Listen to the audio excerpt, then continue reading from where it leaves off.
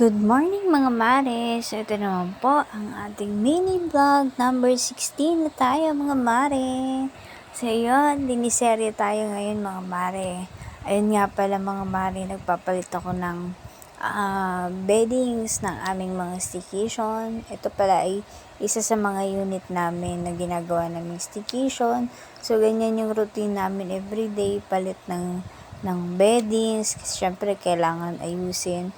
Medyo yung camera ko nga dito, hindi ko napansin na hindi pala nakikita yung mismong bed ng yung mismong cover ng kama talaga yung ginagawa ko. So, next time na lang aayusin ko yung paglalagay ng camera kasi nahirapan ako maglagay gawa ng sinasandal ko lang siya sa tissue para tumayo lang yung camera ko. So, wala kasi akong yung parang hawakan ng cellphone. Kaya, hindi ko napansin na ganyan pala yung nakukunan ko.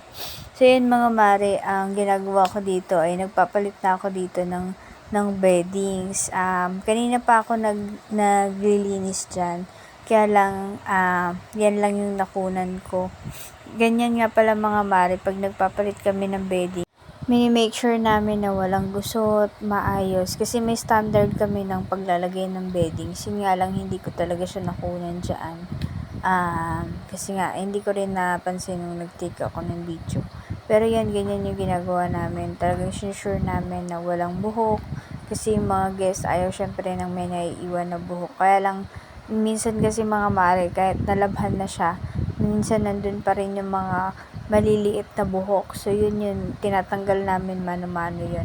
Tapos, dino-double check talaga namin na walang, tawag dito, walang buhok. So, yan. Tapos na pala ako dyan mga mare. So, ang ginagawa ko niyan, after ng set ng beddings, nagwawalis na ako dyan. Tapos, dun na ako nagliligpit ng mga basura ng mga guests. Sayang nga lang mga mare kasi nga, hindi ko siya makuha yung pinaka ng video niya para nakikita lahat. Maliit lang to na unit, studio lang to. Kaya lang, kung titingnan niyo parang ang laki, 'di ba? So yan, next time ayusin ko na lang yung paglalagay ng angulo ng camera namin. So yan ang ginagawa ko mga mare, nagwawalis na ako. After ng beddings, walis na ako. Kasi pagkatapos magwalis ko niyan, kailangan kasi walisan muna siya para yung alikabok, yung mga buhok ay mawala na, tsaka para mas mabilis na magpunas ng sahig. Ang ginagawa namin dito mga mare ay beddings, tapos after ng beddings, walis na. After ng magwalis, magpupunas na kami ng sahig. After magpunas ng sahig mga mare ay magpupunas naman kami ng sahig na unang-una kasi sabon ang ginagamit namin para magpunas ng sahig. Sabon na powder. Then, after nun, maglalagay na rin kami ng downy para punasan naman siya with downy. So, ganun yung sistema namin mga mare. Kasi, syempre, kailangan maging maayos kasi nga, staycation siya. So, kailangan mabango at laging malinis para iwas din sa ipis.